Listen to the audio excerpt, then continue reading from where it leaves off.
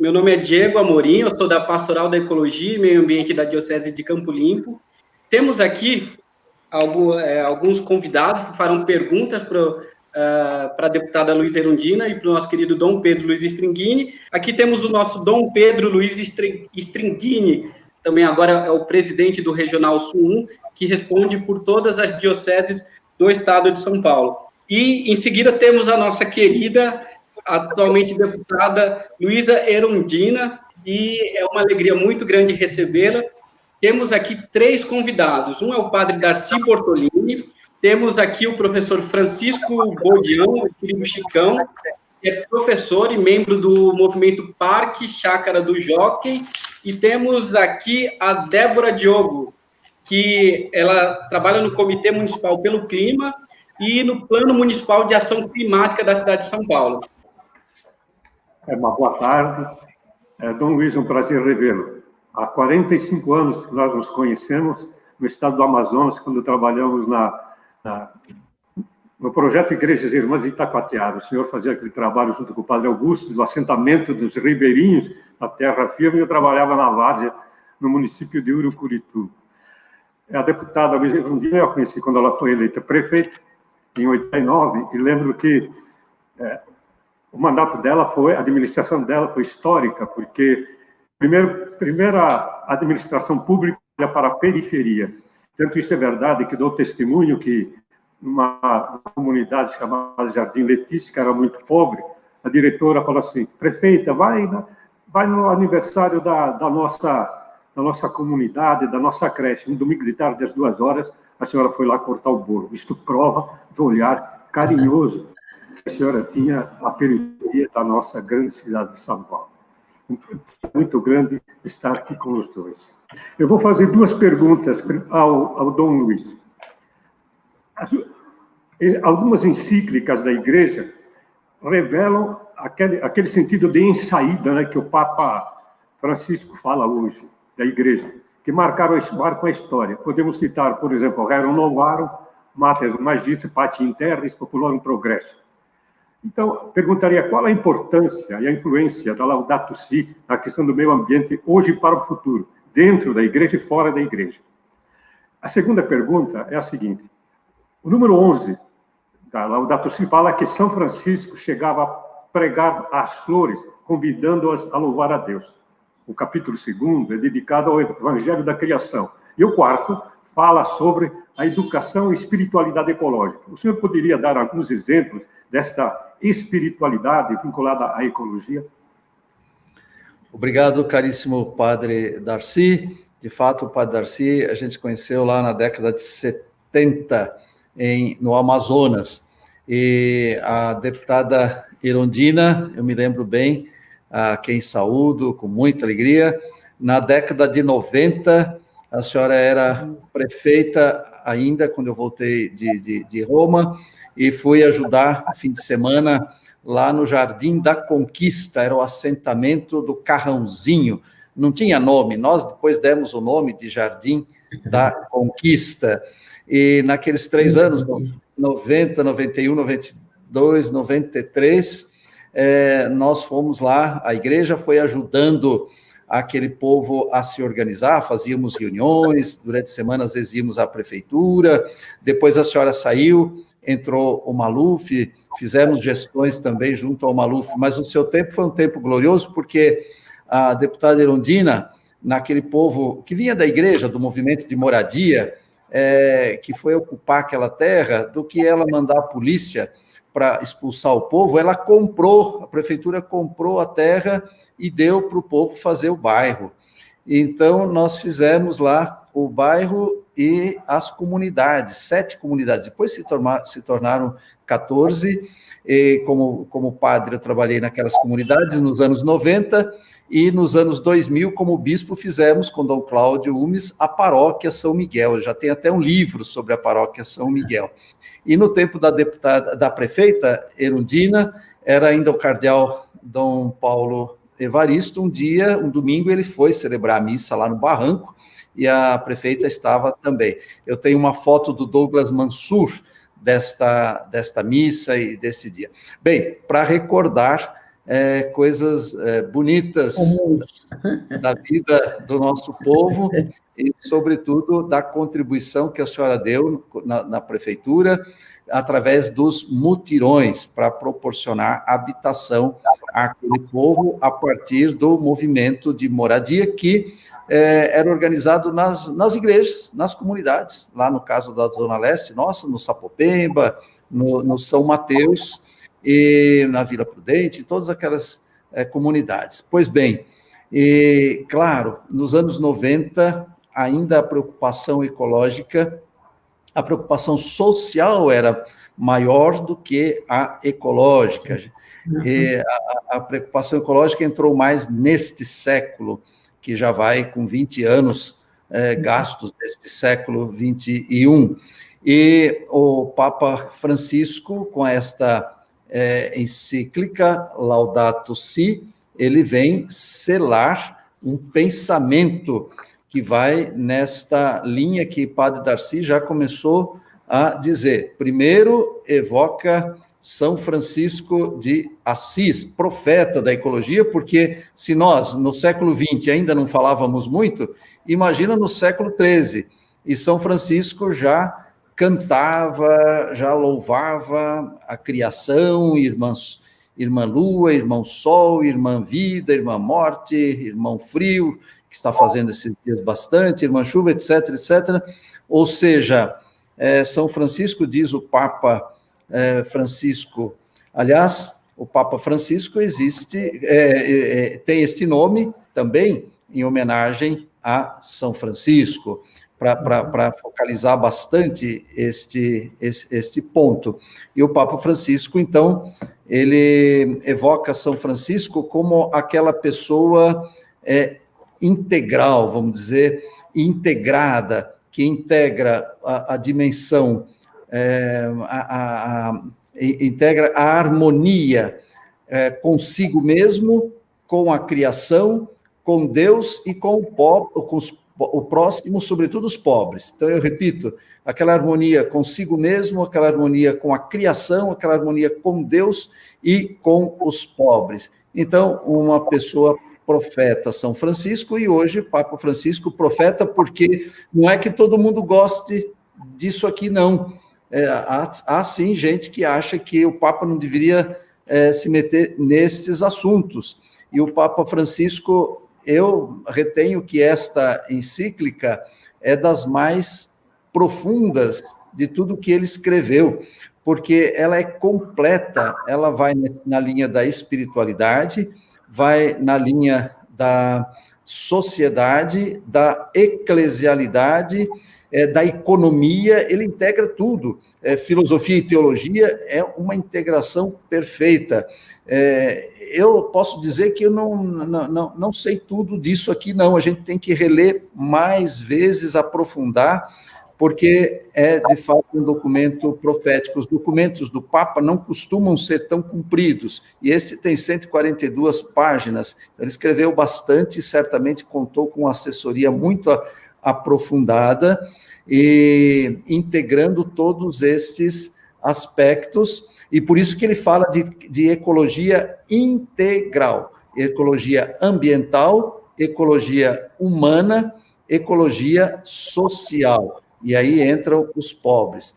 O país que degrada o meio ambiente, degrada também a vida dos pobres. O país que respeita o meio ambiente, respeita também a vida dos pobres. Quando se promove o pobre, se promove também a defesa do meio ambiente. Quando se promove a defesa do meio ambiente, se promove também a defesa dos pobres. E, claro, não vou entrar nisso agora para deixar os outros falarem, mas é claro que se a gente for entrar na situação ambiental de hoje, dos dias de hoje, no Brasil, é claro que temos que falar de um verdadeiro desastre, né? E aí une de novo o ambiental, que é a floresta amazônica, que é a nossa também Mata Atlântica, e o humano, que é a situação dos indígenas. Bom, joguei bastante coisa assim, só para a gente iniciar a conversa, Padre Darcy. Obrigado, Dom Luiz. Obrigado. Agora, pergunto ao deputado Luiz Fernandina. Desde 1972, as conferências sobre clima e sobre ambiente. Há uma movimentação muito grande, né? A imprensa que se movimenta, que fala, delegados do mundo todo que se reúnem, né? Até essa de Paris, que estão previstos agora até de 2030, os Objetivos de Desenvolvimento Sustentável, que a ONU vai promover. Mas por que o poder público é tão lento na aplicação, na busca das soluções desses problemas, na gestão, né? Que isso promoveria a qualidade de vida? Por que a gestão pública, o poder público é tão lento na aplicação de tudo aquilo que é apresentado nessas conferências? Veja, eu quero saudar os senhores, a Débora também, que não está no painel. Quero saudar o padre Darcy, é um prazer conhecê-lo, pelo menos à distância. Já ouvi falar do senhor, né, no seu trabalho lá no norte do país. Quero saudar, me permite dizer, meu amigo, Dom Pedro Luiz, né, que é parte daquela igreja à qual eu pertenço, né, a Igreja Povo de Deus. Eu fui bastante inspirada e ajudada e apoiada pela Igreja da Teologia da Libertação, das comunidades eclesiais de base. Eu me formei, a minha formação cristã e política foi inspirada exatamente nessas fontes, né? E uma encíclica de um profeta como o Papa Francisco, né, é fonte também de inspiração para que a gente possa acertar mais do que errar à frente de mandatos e de responsabilidades públicas num momento tão grave, tão difícil, tão delicado, de tantas contradições e de muita dor, né? A humanidade inteira está sofrendo. Então, existe uma dor planetária, digamos assim, com essa pandemia e com aquilo que já vinha acontecendo com a humanidade. Deus queira que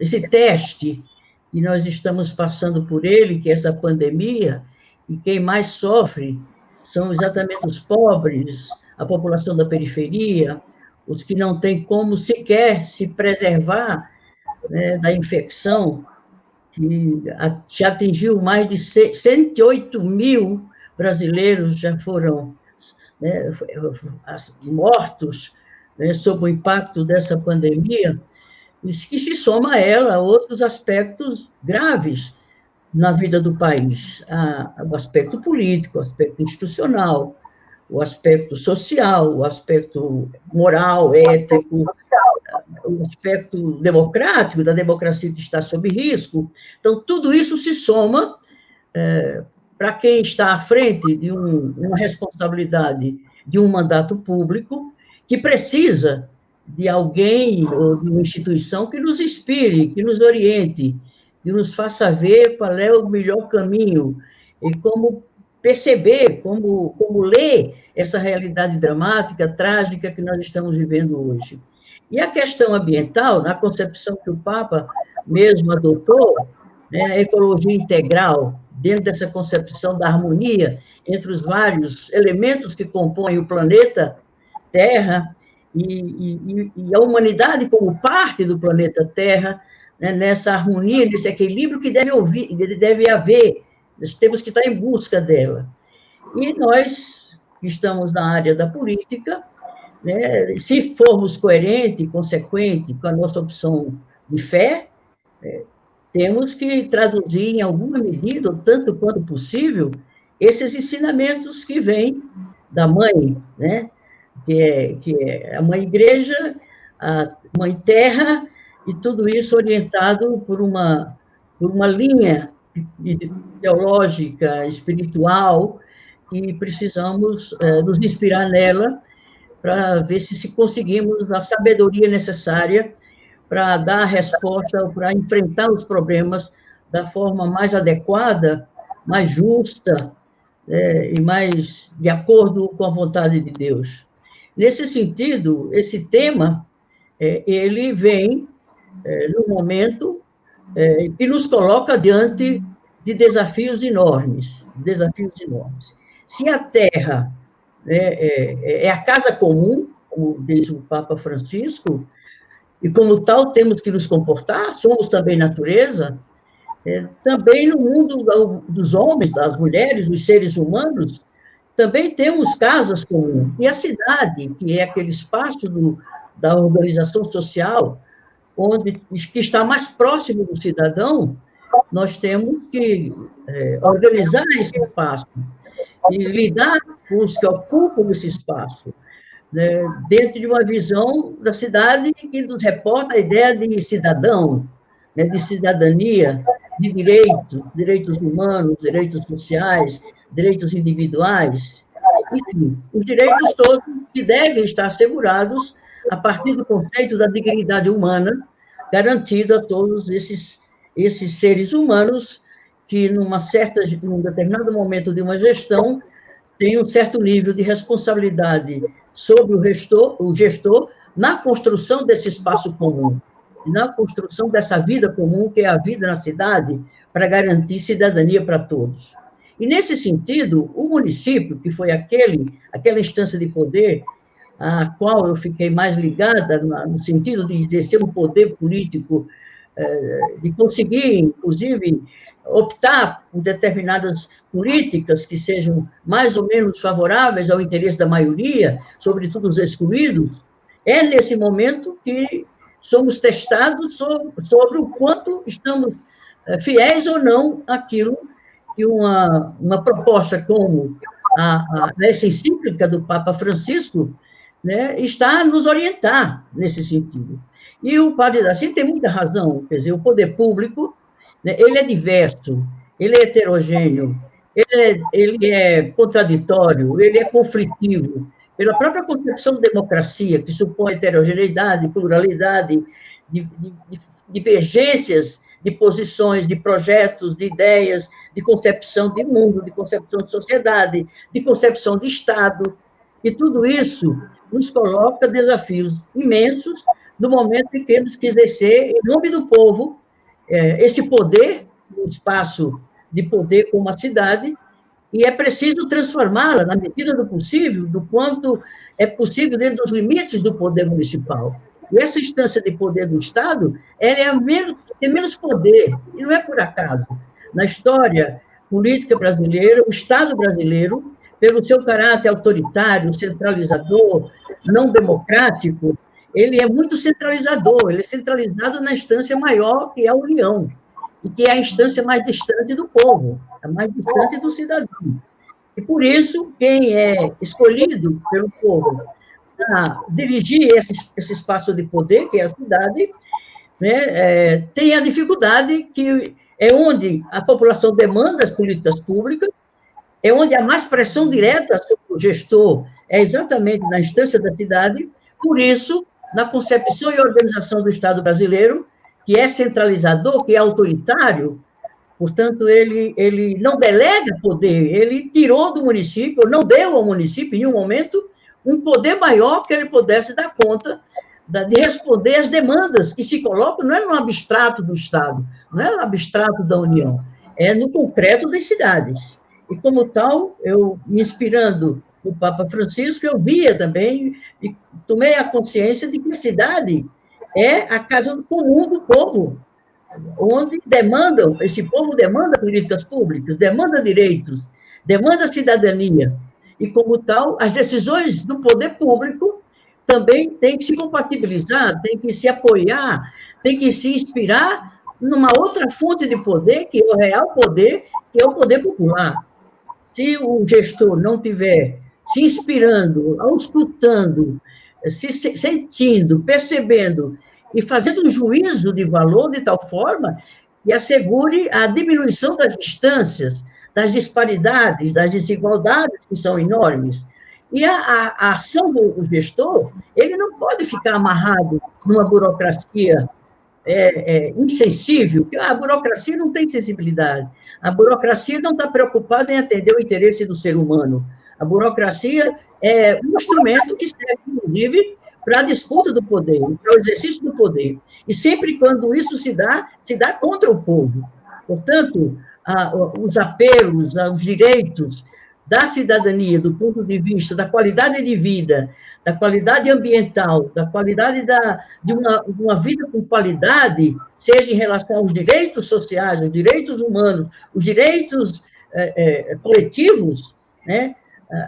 Evidentemente que está colocado no âmbito das cidades. E aí é que vem as opções do gestor a respeito dessa ou daquela prioridade. Então, o que nos preocupou muito foi fazer inversão de prioridades, de tal forma que os investimentos públicos se concentrassem exatamente na atenção à maioria, que é aquela que é a última que é pensada quando ela é pensada.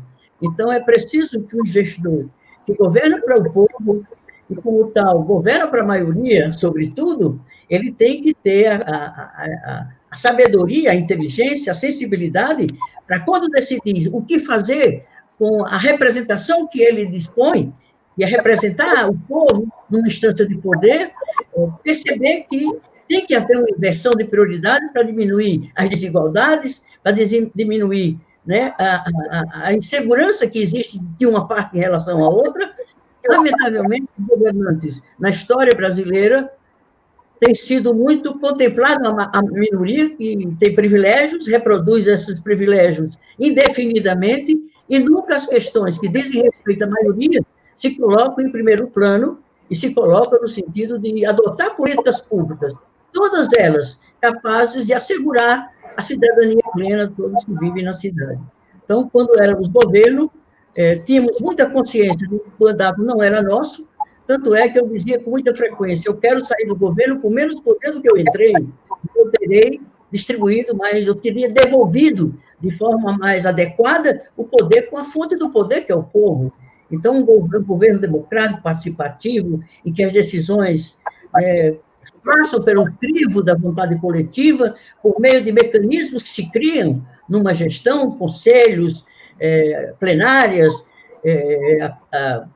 orçamentos participativos, para que a decisão colegiada, né, do ponto de vista máximo, compartilhada pelos membros de uma coletividade, de uma cidade, tanto mais se consegue acertar do ponto de vista de fazer justiça social, justiça fiscal, para não cobrar mais do que aquele que tem menos, para cobrar mais de quem tem mais, para dividir com quem tem menos. Enfim, são critérios de decisão política na instância do caso do poder municipal, e certamente as questões ambientais, as questões que estão colocadas, né, na carta do Papa Francisco, inspiração que certamente para um gestor cristão ou uma gestora cristã ajuda muito, no sentido de perceber por onde ir, como decidir em questões muito escassas, né, meios muito escassos, de uma sociedade muito desigual, com uma dívida social imensa. Então, é nesse sentido que eu vejo a encíclica do Papa Francisco, no sentido de, exercendo o poder, eu procurar sempre, né, colocar a prioridade da decisão no interesse do mais fraco, né, do mais esquecido, do mais excluído, do mais vulnerável, e, nesse sentido, eu acho, se cumpre a vontade de Deus, expressa naquilo que expressa o Papa Francisco, nos tempos de tanta injustiça, de tanta violência, de tanta desumanidade, uma gestão que seja democrática, popular e responsável, inspirada nos conceitos cristãos do poder, da sociedade e do ser humano, é a melhor forma que se poderá dispor, fazer, de modo a estar em harmonia com o planeta Terra, estar em harmonia com o ser humano, se sentir terra também, se sentir também planeta, e respeitar os direitos desse ente que é a Terra. A Terra é um ente vivo, e é um ente vivo que nos sustenta. Né? Lamentavelmente, nos tempos atuais, onde é mais do que oportuna essa carta do Papa Francisco, é a negação total daquilo que se exige nela de harmonia, de equilíbrio, de integralidade entre a Terra e o ser humano, a humanidade e o planeta Terra, todos convivendo, devendo conviver em harmonia, e isso supõe o quê? Justiça, supõe paz, supõe fraternidade, supõe solidariedade, supõe fraternidade sobretudo, É nesse sentido que eu penso, e que quando o poder público demora em atender uma demanda, certamente ele está faltando com a justiça a que ele está responsabilizado por ela, que é de gerir os recursos públicos, o poder do Estado no interesse dos mais vulneráveis, dos mais excluídos e dos mais sofridos pelas políticas que não correspondem aos direitos da maioria e muito menos aos direitos de todos. Muito obrigado, deputada. Tá. Agora eu passo a palavra ao Francisco Budião.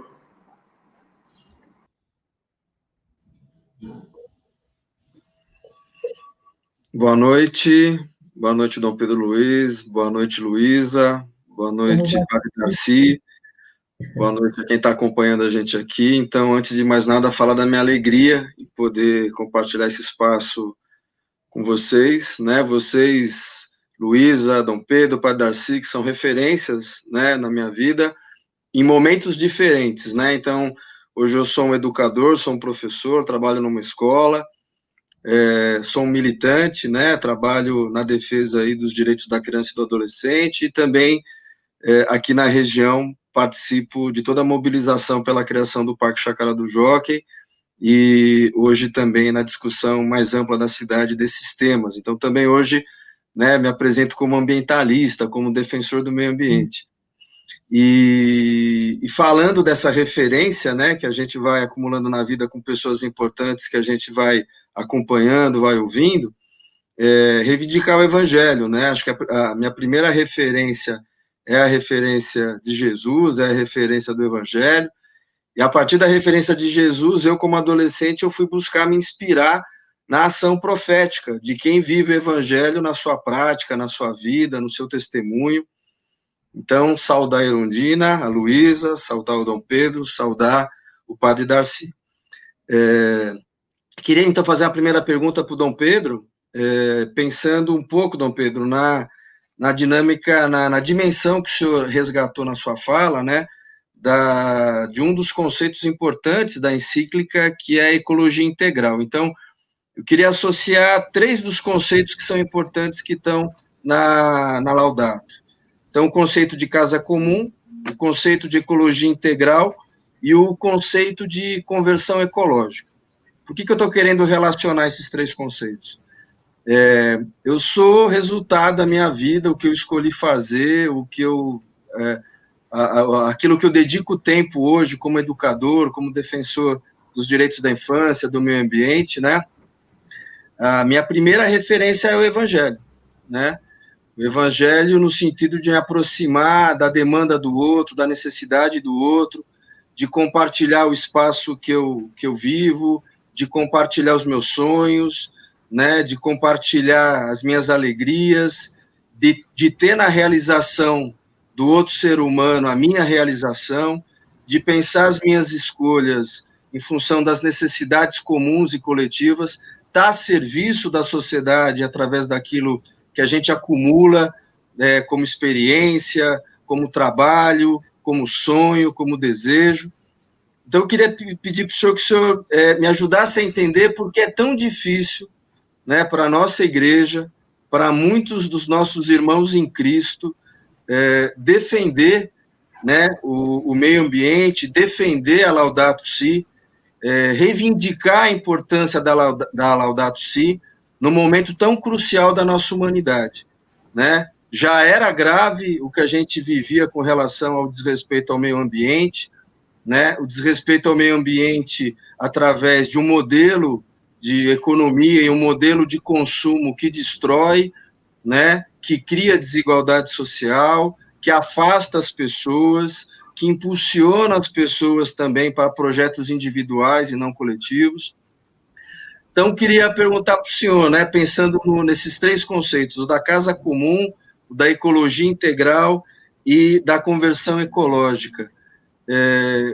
Qual o distanciamento que os nossos irmãos em fé fazem da Laudato Si do Evangelho? Onde, para eles, as duas coisas não convergem, não conversam e não tratam daquilo que é a dimensão de Deus, que é cuidar do mundo, cuidar do outro, e alimentar a esperança na vida. Obrigado, Francisco, por suas considerações. Tudo que você falou está lá na Laudato Si, que é tão abrangente como eu tinha dito no começo. E vamos pegar aí a palavra conversão. Nós cristãos, nunca tivemos dificuldade de entender o que é conversão pessoal. Eu tenho muita raiva e eu deixo de ter, eu sou muito impaciente, eu procuro melhorar. Mas depois a igreja, a doutrina social da igreja veio falar também de conversão social, olhar o mundo, olhar as injustiças, combater as injustiças, lutar contra as injustiças. Então, a conversão é social, comunitária. Sem dúvida nenhuma, a doutrina social da igreja deu uma grande contribuição para isso. E, nesse século, a palavra, sobretudo o Papa Francisco, ensina conversão ecológica. Qual que é a minha atitude para com o meio ambiente, para com a natureza?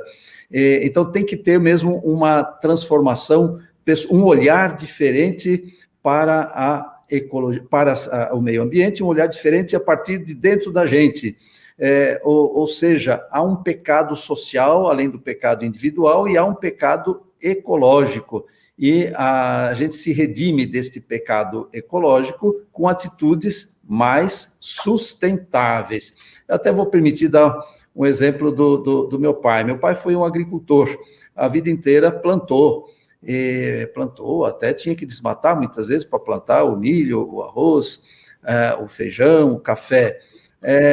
Depois, mais já com idade, ele faleceu o ano passado, já com idade, um pouco entrando na minha conversa. Eu não encontrei muita gente que entrou na minha conversa, mas meu pai entrou na minha conversa, e como nós somos da roça, do sítio, falei, vamos pegar um pedacinho aqui para a gente plantar árvores. E ele entrou e ele passou uns 10 anos fazendo isso, e plantou, não só ele, é claro, mas coordenou tudo aquilo.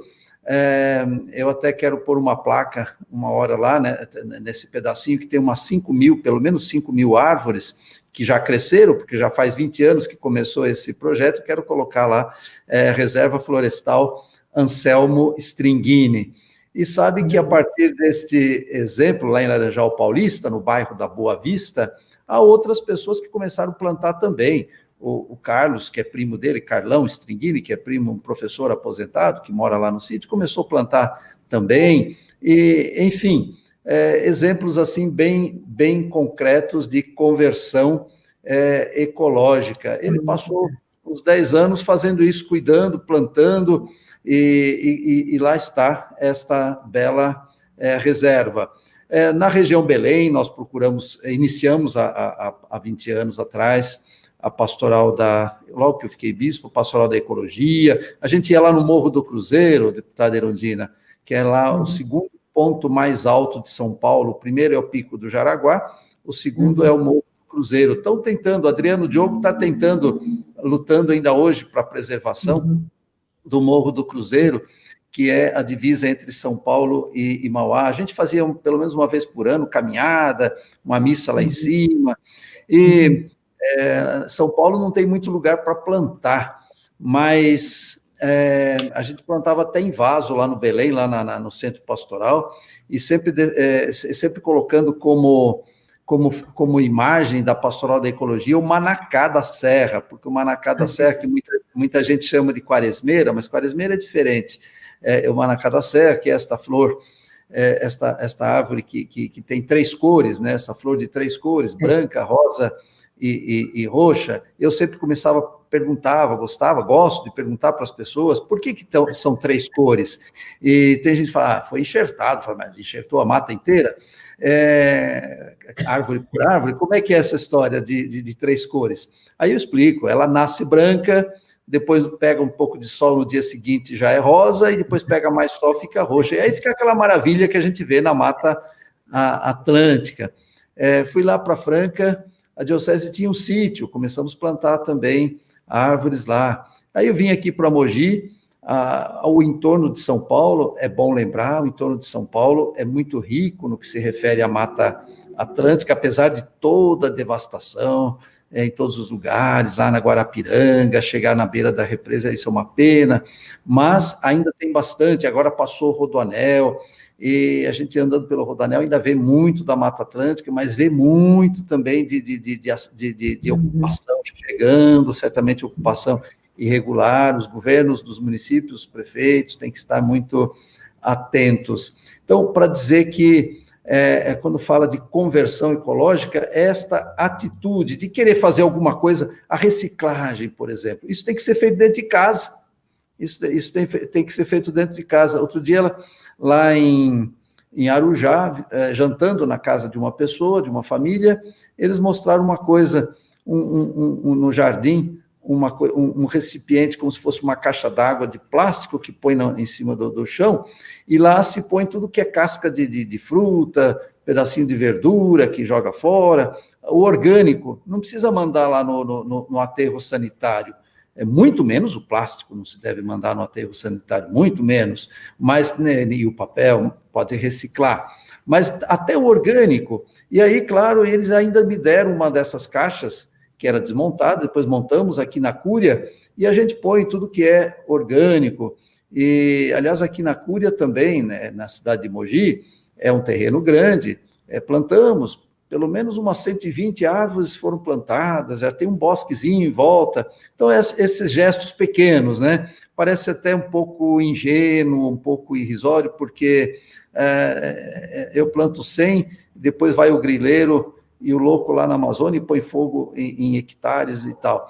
Mas a vida é feita de gestos simbólicos também, como eu dizia, a reciclagem começa dentro de casa, a separação do que é resto de alimento, do que é plástico, do que é vidro, então gestos pequenos. E o Papa Francisco, na encíclica, ele faz uma análise econômico-política muito profunda, mas fala também de gestos concretos, e fala também da agricultura familiar, por exemplo. Houve governos que valorizaram mais a agricultura familiar, ou seja, não a monocultura que devasta tudo, o gado, sobretudo, que vai devastando tudo, mas esta variedade na produção agrícola, que é a agricultura familiar que sustenta praticamente as famílias e que sustenta também o país. Aqui em Mogi das Cruzes, quando eu cheguei, há 7 anos, os primeiros que vieram falar comigo foram os chacareiros, Chácara dos Baianos. Recebeu esse nome porque a maioria são nordestinos, não só da Bahia, de todos os lugares, como a prefeita Irondina sabe muito bem, ela também é nordestina, e o quanto as pessoas vieram para cá. Tem uma coisa bonita, Chácara dos Baianos, produz verdura, que é uma beleza, porém, nada regularizado e sempre com ameaça de perderem a terra, e estavam lutando. Eu entrei nesta luta, também quem ajudou, muita gente ajudou, mas um que ajudou, que eu quero reconhecer, Paulo Teixeira, ajudou também, porque falou lá no INCRA, houve o reconhecimento do INCRA, era no governo da Dilma, o ministro, então, da reforma agrária, hoje parece que nem tem mais, né, Ministério da Reforma Agrária. Não, acabou. O ministro veio, o Paulo Teixeira veio também, o prefeito daqui estava, que era o Bertaioli, Marco Bertaioli, uma grande vitória desses chacareiros, famílias que produzem, e lá tem 2 comunidades cristãs também. Bem, o Papa Francisco, ele faz essa distinção entre a economia real e a economia virtual. E ele fala que é um desastre essa economia virtual do mercado financeiro, que enriquece poucas pessoas e enriquece poucos que não trabalham, e o trabalho mesmo das pequenas empresas, os pequenos trabalhadores, não são valorizados. Bom, a conversão pastoral passa por tudo isso, e para passar a palavra para a deputada, eu quero lembrar as campanhas da fraternidade da Igreja do Brasil, da CNBB. Fez pelo menos 8 campanhas da fraternidade, e já quando não se falava, em 1979, preserve o que é de todos. Bem, para dar aí alguns exemplos e deixar a deputada falar. Eu acho, viu, Dom Pedro, que a questão da consciência ecológica, ela passa pela formação das gerações, né? A educação da criança, do adolescente, por si, se ela incorpora atitudes de ter consciência na preservação do ambiente, de ter atitudes, né, corretas no respeito ao seu espaço, ao meio ambiente, ela reproduz na relação em casa, quer dizer, porque o adulto ele é mais inacessível a mudar atitudes, comportamentos, né, adotar determinadas atitudes, comportamentos diferentes, e a criança termina influenciando os pais. Eu me lembro de crianças que, se vai num carro com a família, se alguém joga um papel fora, a criança reclama, quer dizer, ela já incorporou, né, certas atitudes, certos comportamentos que terminam se reproduzindo na própria relação com os adultos, em casa, enfim, portanto, eu acho que uma consciência ambiental, né, ecológica, ela passa muito pela mudança de consciência das pessoas. E isso vale para todos os estágios da vida e de todos os ambientes onde as pessoas frequentem, né? E, nesse sentido, eu acho que se avançou um pouco. À medida em que você pode até estar traindo, ou você está se comportando em violência com o meio ambiente, com a natureza, com o outro ser humano, mas você se ressente na sua consciência, porque você já tem um toque que aquilo não é correto, que você precisa agir de forma diversa. Então, passa pela conscientização, pela educação, pela formação, e a educação teria que incorporar nos seus currículos, né, não para ensinar, mas para viver determinadas atitudes e comportamentos e ações, que aquilo é incorporado pela criança, pelo adolescente, é a forma mais rápida de se mudar o ambiente e a realidade de uma comunidade humana, porque ela repete aquilo que ela vê, sobretudo a criança repete muito aquilo que vê, seja na televisão e onde for. Então, a educação tem que preservar muito essa possibilidade de organizar a compreensão, a atitude, o comportamento, a formação das pessoas para além do saber, né, do conhecimento formal que a escola dá. Então, está melhorando, já foi pior, a meu ver, então a tendência é melhorar. E com esses ensinamentos que a igreja passa, né, que certamente vai dentro da vida das comunidades, sobretudo das comunidades que são organizadas em torno também do evangélico, da fé, essas mudanças de hábito, de comportamento. Agora, o mais difícil é mudar o regime, né? Porque é o regime que, por sua vez, reproduz esse modelo de sociedade, que é uma sociedade predatória, é uma sociedade excludente, é uma sociedade egoísta, é uma sociedade concorrencial.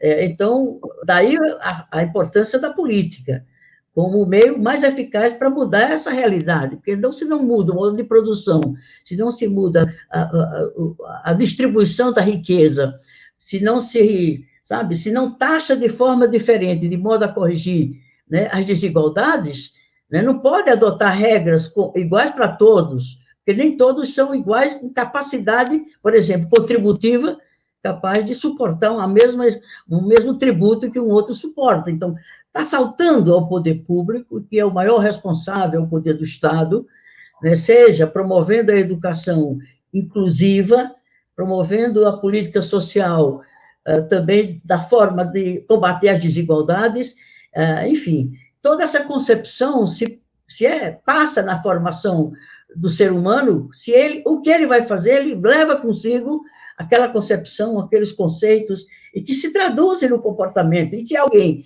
cujo comportamento é elemento de influência para outros, mais ainda tem motivo quem está na cabeça de um coletivo, tem que explicitar isso no seu comportamento, na sua prática, senão ele não dá conta daquilo, de sua responsabilidade. Eu acho que passa muito pela educação, né? Não sei se eu posso fazer outra pergunta, eu tenho essa dúvida, mas eu vou emplacar aqui então, tá? Enquanto não me tiram. Acho que ainda insistindo nesse conceito também da Laudato, que é o da ecologia integral, a gente pensar essa dimensão humana e a dimensão social.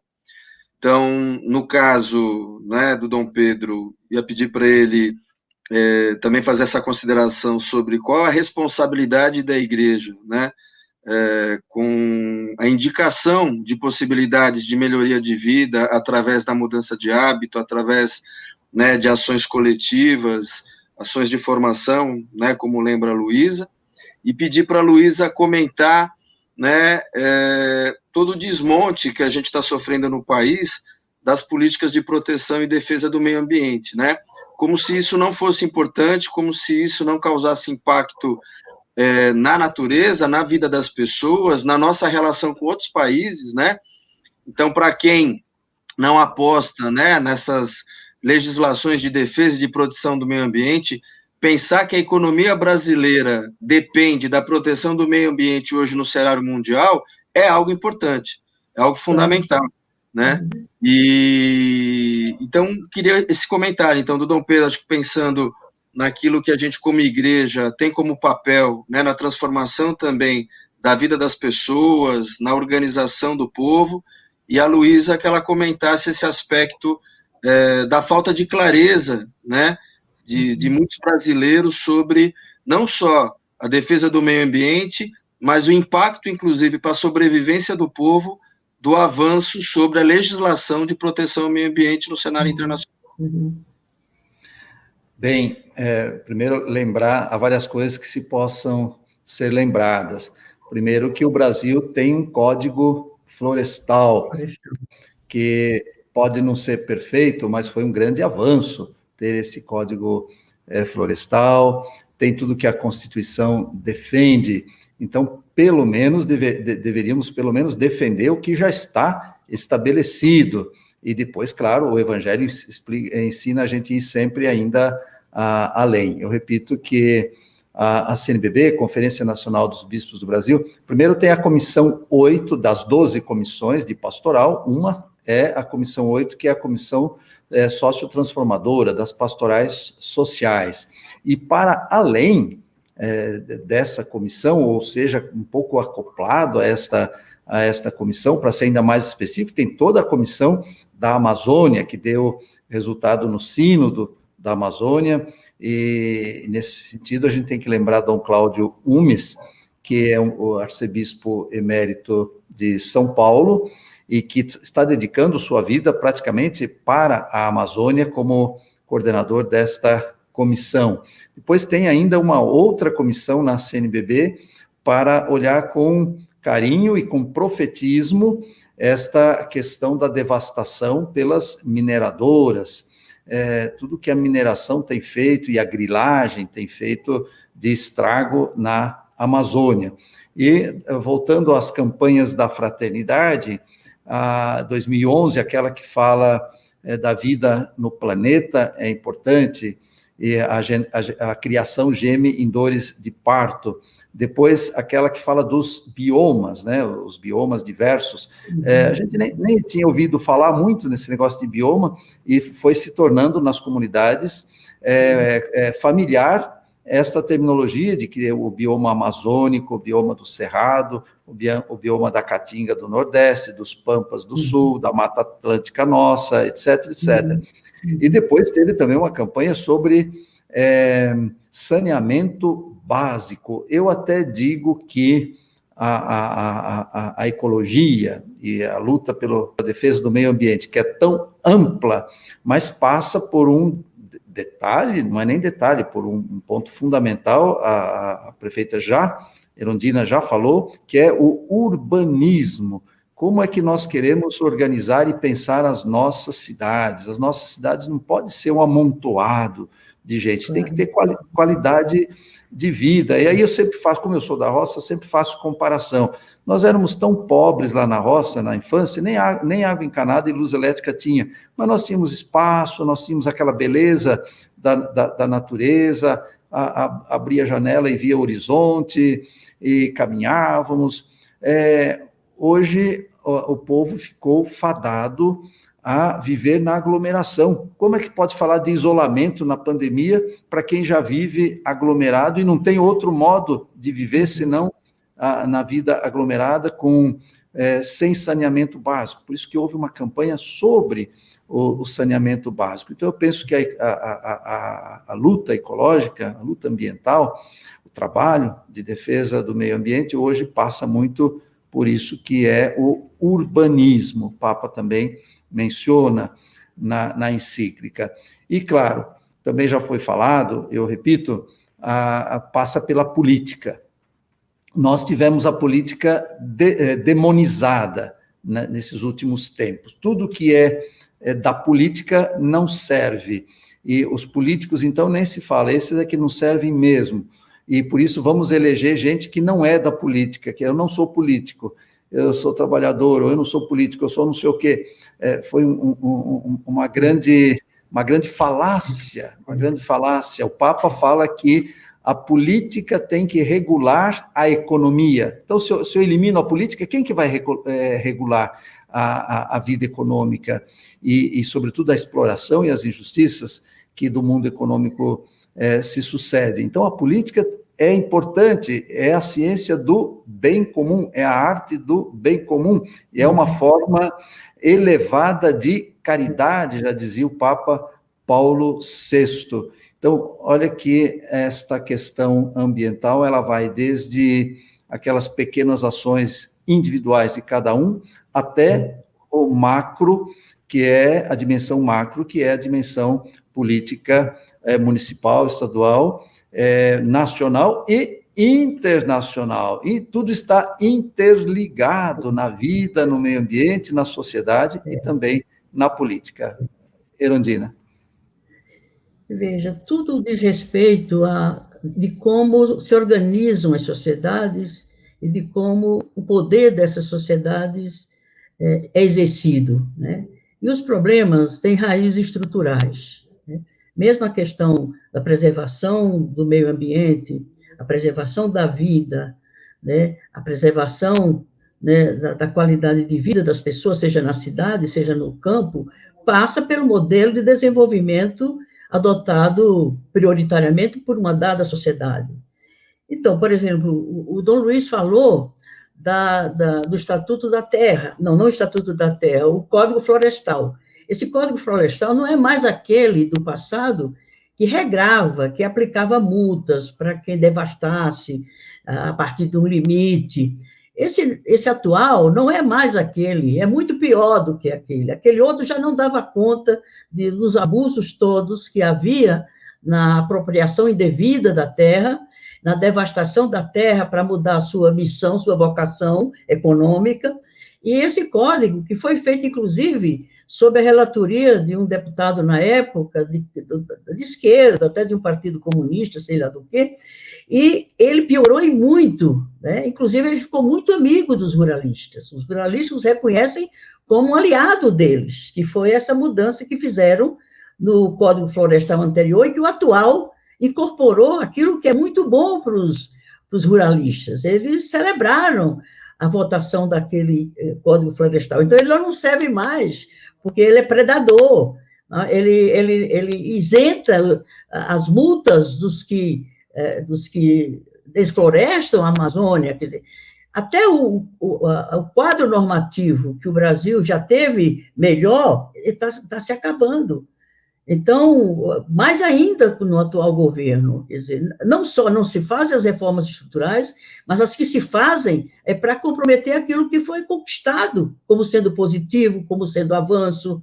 Isso tudo pelo ordenamento de um modelo de economia mundial, globalizado, que penaliza exatamente os países mais pobres, o terceiro mundo. O primeiro mundo está se dando de um jeito, o terceiro mundo está se dando de outro, e sempre à luz de um mesmo modelo, que é um modelo concentrador, é um modelo financista, né, rentista. As pessoas não querem mais trabalhar, não é que as pessoas, quem tem dinheiro, não quer mais aplicar esse dinheiro para gerar emprego, não, ele vai pôr nas bolsas de valores para concorrer diariamente, hora por hora, noite após noite, ele tem os seus assessores para acompanhar o movimento das bolsas de valores no mundo, para saber onde ele tira, de onde para pôr aonde, para poder lucrar mais. Portanto, é a lógica financeira, fiscal, do lucro acima de tudo. E o nosso modelo não é outro, é esse modelo.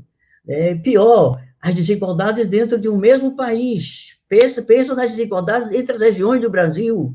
É tudo isso no sentido que nega tudo aquilo que o Papa Francisco nos ensina com essa encíclica.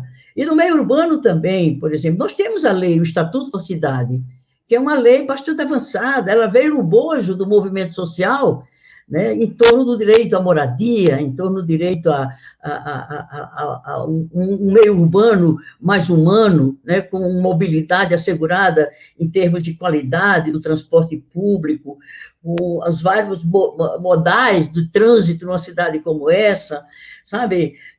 O tributo municipal, ele penaliza igualmente os desiguais, quer dizer, por exemplo, os tributos, que seria um modo de você estabelecer menos desigualdade nos encargos tributários. Ao contrário, o pequeno contribui mais do que o rico, porque os tributos são distribuídos, né, seja sobre o consumo, sobretudo sobre o consumo, além da produção, que não tem quase tributos, e isso só aumenta as desigualdades. Por isso, o rico é sempre mais rico, e isso não é uma demagogia, o rico é sempre mais rico, não é um discurso ideológico, e o pobre é sempre mais pobre, exatamente porque o modelo de economia, o modelo de finança é financeiro, é financista, é fiscalista, é rentista. Então, é ter mais casas para alugar, para ter mais renda, é exatamente ter mais... Enfim, não é distributiva no sentido que, inclusive, não é inteligente, a meu ver, porque uma sociedade menos desigual é uma sociedade mais harmoniosa, ou não?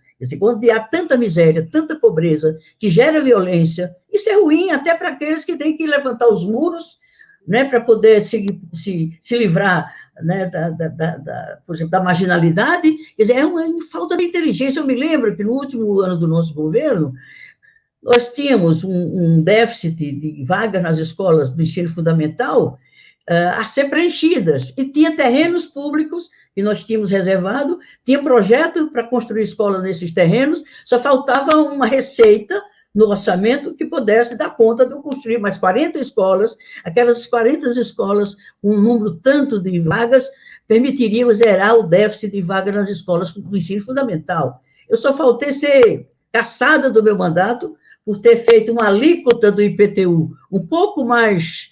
Não é pesada, não, mas diferenciada do que tinha grandes mansões, tinha prédios de supermercado, tinha lojas de supermercado, tinha shopping center. Era um percentual que não era nada exagerado, mas já corrigia um déficit tão grande na relação comparativa de quem pagava o tributo por uma casa que morava.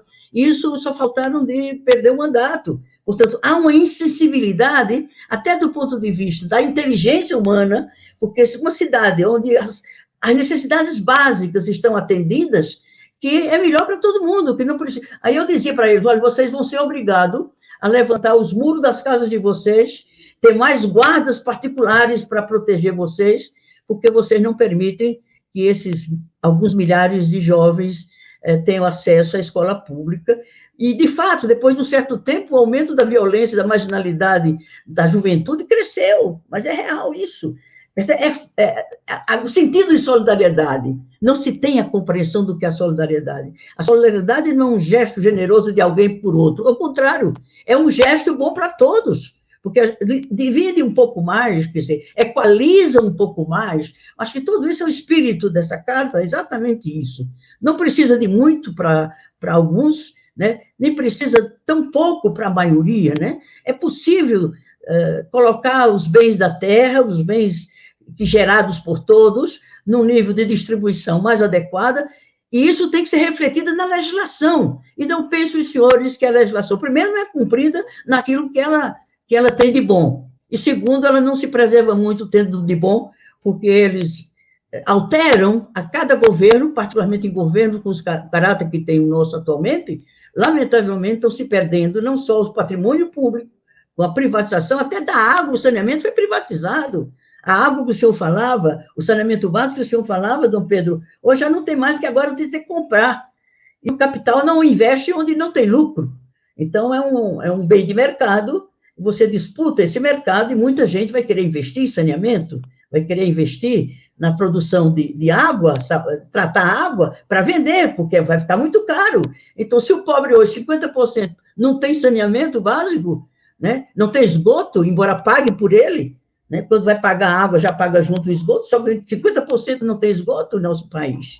Então, realmente, é começar do zero daquilo que o nosso profeta Francisco está pregando nessa carta, em todos os seus gestos e palavras, e, lamentavelmente, nem todos da igreja entenderam o profetismo, a missão, que é São Francisco reencarnado entre nós, né, nos tempos de hoje, é aquele que fala quase no deserto, mas toca mentes e corações que estão voltados, de fato, para transformar a humanidade. Se não se transformar, vai morrer todo mundo, como está acontecendo aí com essa pandemia. Isso é consequência dos maus tratos que a humanidade fez com a Terra e com outro ser humano. Não tem outra razão de ser. Pode ser que essa lição tão dura está pega mais o pobre, mas, com certeza, pega também alguns poucos deles, quem sabe isso, os acorde e diga, olha, daqui a pouco nós não chegaremos mais aqui.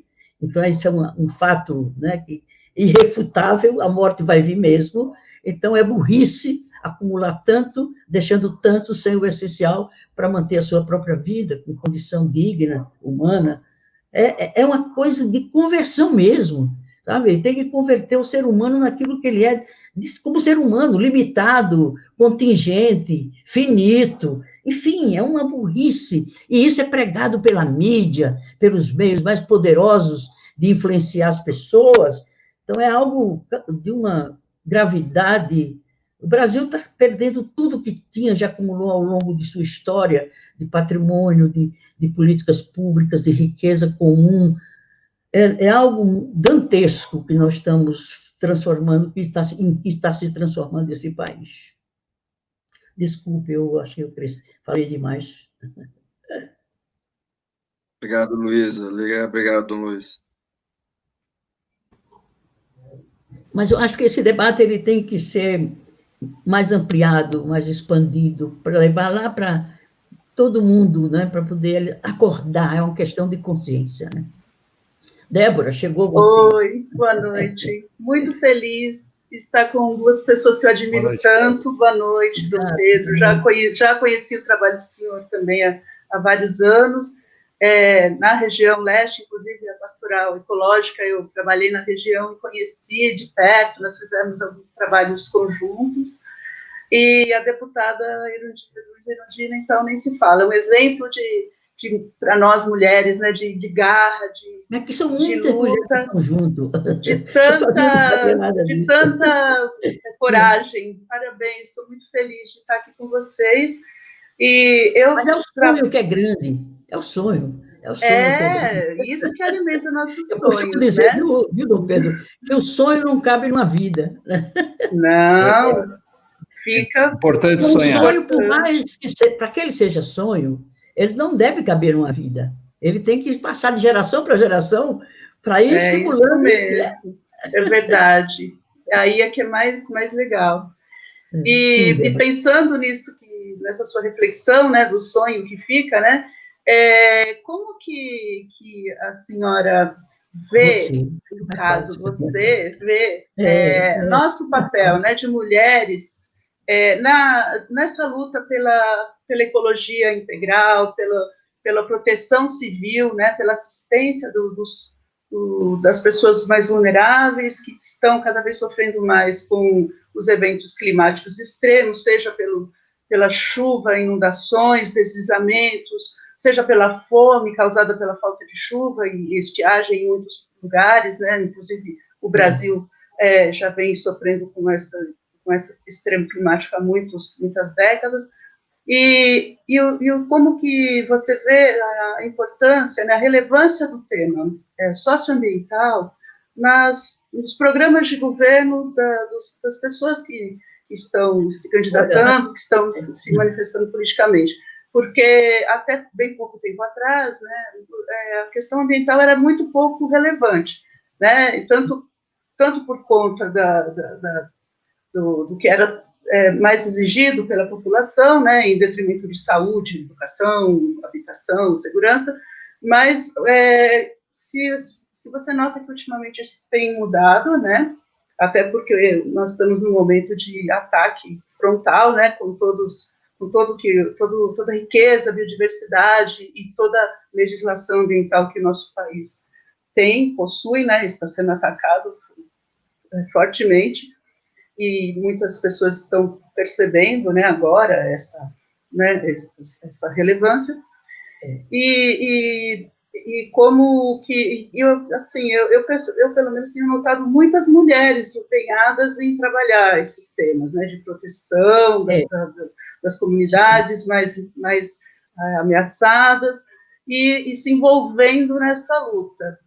E para o Dom Pedro, Luiz, eu gostaria de saber com relação a ambos, né, se quiserem comentar, com 5 anos da encíclica Laudato Si, e ela que trouxe uma grande mudança de paradigma, trazendo à luz a ciência, né, que traz informações para a população sobre as emissões de gás de efeito estufa, os efeitos da poluição, os efeitos desse modelo econômico, né, que é predador, que é exterminador, que destrói principalmente os mais pobres, né, e a posição dos países que são ditos mais ricos, né, como que eles se colocam, né, nesse cenário, e como que o senhor vê a importância da Laudato Si nesses 5 anos, quais foram as conquistas, como que está chegando nessa população, as pessoas que são as mais simples, né, e pessoas fervorosas que frequentam as igrejas, elas têm percebido e como elas têm reagido a toda essa informação que de uma certa maneira, é negada, né, à população, né? Então, todo mundo é levado a fazer aquilo que é a moda, é o consumo, valores, né, totalmente mudados, né, deteriorados, e essa importância de conseguir levar essa luz, né, a informação religiosa, junto com a ciência, junto com a compaixão, com essa percepção, né, consciência mesmo humana de que estamos todos conectados, né, de que o ambiente é um só, né, nós não somos superiores à natureza, estamos, né, inclusive sofrendo com ela os efeitos dessa degradação. Então, como a Laudato Si já completou 5 anos, né, agora eu gostaria de saber como que está sendo esse processo todo aqui no Brasil.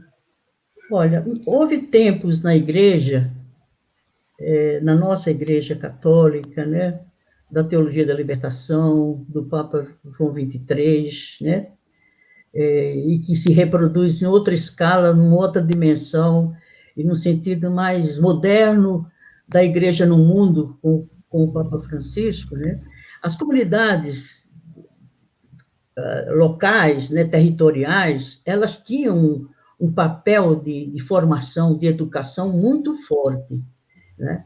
No meu tempo já era assim, quer dizer, eu me formei muito inspirada no sentido de justiça que a igreja me deu, sabe? No sentido de fraternidade, no sentido de justiça mesmo, era muito forte, né? E nesse sentido eu acho que se perdeu um pouco, eu acho que não temos mais aquelas comunidades com uma ligação tão forte entre fé, né?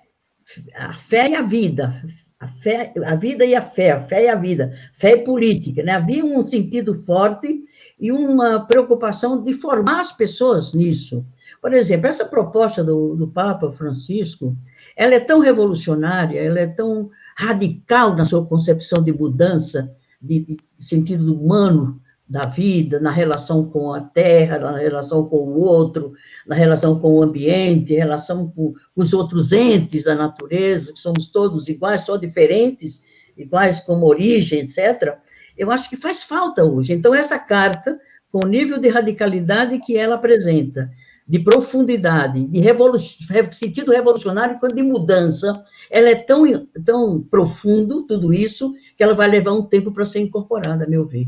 E ela tem que ser traduzida na vida mesmo. O padre Dom Pedro ele deu várias lições que mostram a força do concreto, né? A força do espaço local, a força do território. É ali que a vida te testa e te molda, né, para melhor ou para pior, dependendo como você se oriente. E se você tem uma fé engajada, uma fé que né, que influencia o teu modo de ser, tuas atitudes, teus comportamentos, isso vai entrando e se torna tua vida. Você nem precisa mais lembrar que foi o Papa que falou aquilo, porque ele está tão introjetado no teu modo de ver, de perceber, de reagir, de comportar, que já se torna, aí você vai mudando as outras pessoas. Por exemplo, no mundo da política, a Bachelet, a ex-presidente do Chile, ela hoje está na ONU, né, nos direitos humanos da ONU, ela tem uma expressão muito bonita sobre as mulheres. Você começou falando das mulheres, o papel das mulheres, como é que as mulheres estão, né, respondendo a esse momento que está sendo exigido de nós, mulheres. Ela dizia o seguinte, que uma mulher, quando ela entra na política, a política muda a mulher. Quando muitas mulheres, ou várias mulheres entram na política, as mulheres mudam a política. E é bem isso. Eu acho que à medida em que nós, mulheres, vamos conseguindo disputar com o homem, é disputar mesmo, porque uma mulher a mais na política é um homem a menos, e ele não quer, né? E eles são maioria. Nós já fomos 8% na Câmara do Federal, hoje nós somos 15%. Entre 15 e 13, quer dizer, é muito pouco ainda, né? Mas já há um despertar. É o poder, não o poder pelo poder, é o poder pelo que ele permite que você faça. A diferença entre o poder na mão de alguém que é consciente, que é democrático, que pensa no outro, ele serve para melhorar a vida de todos, né? Grande parte. Na mão de um que é egoísta, personalista, só pensa nele, é um poder que serve a ele, seus amigos, seus parentes, enfim. Então, eu acho que a gente tem que perceber o poder que é necessário. Poder político é necessário. Poder político não no nosso interesse, mas como um instrumento a partir do qual a gente pode melhorar a vida das pessoas. A gente pode melhorar a vida da nossa comunidade, Então, a política é fundamental. Isso a gente não descobriu ainda. O Dom Pedro lembrava, né, os preconceitos que tem contra a política e contra os políticos. Contra os políticos, até tem razão. Eu acho que tem muito político mesmo que não, sabe, está no lugar errado, teria que não estar lá. Mas, nesse sentido, eu acho que tem que valorizar a política, fazer as pessoas se encantarem pela política. Aqueles que se encantam pela política, né, é alguém que vai mudar a política, no sentido de colocá-la como um bem comum, como o senhor dizia mesmo, né? É a caridade, né? É o sentido maior da caridade, é você usar o poder que os outros te emprestam, te confiam, te delegam, para você servir à coletividade. Não há coisa mais encantadora do que essa. Então, nesse sentido, eu acho que o Papa também, ao nos colocar esse desafio enorme, ele coloca todas as questões diante de nós para você fazer as suas opções, seja como indivíduo, seja como trabalhador, como mulher, como homem, como, sabe, como educadora, enfim. Eu acho que é um recado de transformação da humanidade, como aquela que Francisco fez na sua época, no século XIII. O Papa Francisco está fazendo hoje nesse século, o século devastando, a sociedade está devastada, a natureza está devastada, a vida está devastada, e aí vem um recado mais forte de Deus, e vem muitas vezes com dor. Essa pandemia, eu não tenho a menor dúvida que isso é um recado do divino, um recado da força maior que nos deu a vida, que nos, sabe, que está dando uma lição. Olha, veja o que vocês estão fazendo. Eu acredito, viu, Dom Pedro, que a gente, viu, Débora, a gente vai sair, a humanidade vai sair melhor dessa. Porque a dor é muito universal, é uma dor universal. As 68 mil famílias que perderam seus, que não podem nem se despedir dela. Outro dia, uma moça se vestiu de enfermeira para entrar no hospital para ver os pais dela que estavam lá, né? Para atravessar e entrar como enfermeira para poder tentar chegar perto do pai e da mãe que estavam lá morrendo. É uma dor, nunca vi uma dor maior, eu já vivi até agora, já passei por 2 ditaduras, uma ainda como criança, mas já sofri os impactos dela, na época do Getúlio, da ditadura do Getúlio, de 21 anos, da ditadura militar, eu nunca vi no mundo da humanidade, da história no Brasil e no mundo, algo tão trágico, tão violento, tão amplo, tão universal. E isso não pode ser outra coisa senão Deus alertando. Cuidem, vejam como vocês estão fazendo. Entendeu? contra o indígena. O presidente vetou uma lei que a Câmara aprovou para mandar água, para mandar álcool, para mandar proteção para os indígenas. Estão morrendo, já morreram, quase 1.000 índios já morreram da pandemia. Olha, isso é um absurdo. Vai ser um genocídio, é genocídio que está acontecendo. Então, o Papa veio numa hora que a gente tem que incorporar de tal forma esse recado dele, que a gente precisa esquecer o livro, o texto, porque ele estaria traduzido na forma que a gente deve ter encarnado esse livro. Ele transforma a gente. Se a gente se colocar no espírito que ele vem com a radicalidade, o termo que mais me ocorre é radical. Ou você é radical ou você não vive isso. Obrigado. Eu mudei de assunto, desculpa, mas... Não. Estamos você me inspira. Estamos no assunto, e dizer a Débora que falou da Erundina como mulher na política, exemplo para as mulheres, dizer que ela é um exemplo para os homens também, viu? Também, verdade. Um grande exemplo. A gente pensa assim, fulano de tal foi não sei o quê, fez o quê, não fez nada sozinha. Veja que secretariado que eu tinha: Paulo Freire, Marilena Chauí, Paul Singer, Eduardo Jorge, só tinha gente, Pedro Talari, o que tinha de melhor nesse país estava naquele governo, era um ministério, então só podia dar certo. E eu não me achava que eu sabia das coisas que eles sabiam, só eles sabiam das coisas de cada área deles, era dar autonomia para eles e dar o rumo, né? Seguir o rumo, aprender com eles e dar autonomia, e aí deu certo por isso, e o povo fiscalizando, e o povo participando, e o povo cobrando, né? Eu me lembro uma vez, posso contar uma coisinha aqui do governo? Posso? Não estou mudando o modelo aí? Me lembro que, quando eu era prefeita, veio um grupo lá, primeiros meses do governo, o movimento de saúde, para pedir mais dinheiro para a saúde, né? Eu disse, olha, nós já demos o máximo que a gente podia dar, não tem mais como dar. Vocês já participaram das reuniões e decidiram que a gente vai dar tanto para a saúde, né? E vocês concordaram com isso. Porque lá eles foram no secretário da Saúde, depois que eu tinha atendido, eles foram para o secretário do Estado, para pedir mais ao secretário de Estado, né? Aí, como eles tinham ido para o Estado, vamos voltar de novo para a prefeitura, para pedir mais para a prefeita, aí vieram para a prefeita, e dali, muita gente com palavra de ordem, né? Aí eu fiquei zangada, aí disse para ele, olha, vocês são os ingratos, vocês viram que a gente conversou, decidiu que a gente ia dar aquilo que a prefeitura nunca tinha dado para a saúde, vocês são os ingratos. Aí virou uma companheirinha, chamava-se Zumira, nunca mais esqueci. Ele olhou para mim e disse, somos ingratos? Você que nos ensinou a fazer assim? Eu não queria saber se tinha dinheiro ou se não tinha. Aí eu pus a tipóia, e era verdade. Ela disse, quando você estava no meio da gente, não queria saber se podia ou não podia, você que ensinou a gente. Aí eu não tinha mais o que dizer nada, né? E é verdade, e tem que ser assim mesmo. E, de fato, a luta da Luísa Erundina não começou com a prefeitura foi um resultado, mas nos movimentos populares, enfrentando a polícia, há fotos registradas dela enfrentando nas manifestações. Então, de fato, um grande exemplo. Mas eu permitiria, para a gente não ficar só também muito sério, eu gostei de uma resposta que a senhora deu outro dia, faz uns meses, para o jornalista, que falou, pois é, como é que a senhora se sente? Agora a senhora é a mais antiga lá da Câmara Federal, não sei o quê, com a experiência que a senhora tem. Ela falou, aí a senhora respondeu, pois é mais um preconceito. Eu já tive preconceito por ser nordestina, por ser mulher, por ser do PT e agora por ser idosa. Eu disse isso também. Eu só falava ser negra, né, quando era prefeita, para completar o quadro de preconceito. Eu até gostaria de ser negra, porque aí eu tinha mais uma causa para lutar. É verdade. Eu dei uma resposta também meio